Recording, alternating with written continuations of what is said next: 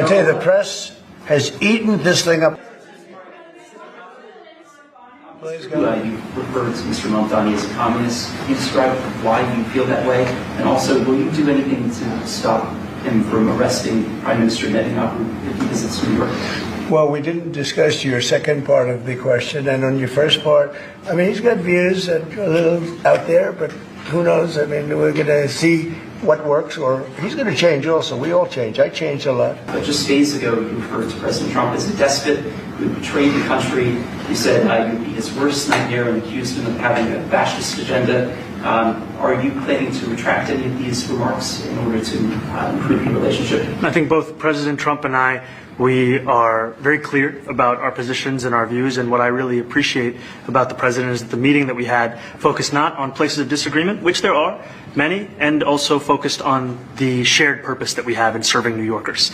And I've been called much worse than a despot, so it's not that insulting. Are you affirming that you think President Trump is a fascist? I've spoken about... That's okay. You can just say yes. Okay. It's easier.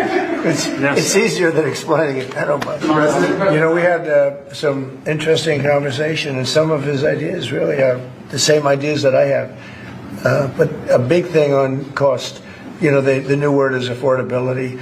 Another word is just groceries. You know, it's sort of an old-fashioned word, but it's very accurate. What we did is we discussed crime more than ICE per se. We discussed crime, and he doesn't want to see crime, and I don't want to see crime, and I have very little doubt that we're not going to get along on that. Would you feel comfortable living in New York City under a Mamdani administration? Yeah, I would. I really would, especially after the meeting. You've accused the U.S. government of committing genocide in Gaza while President Trump was working on peace.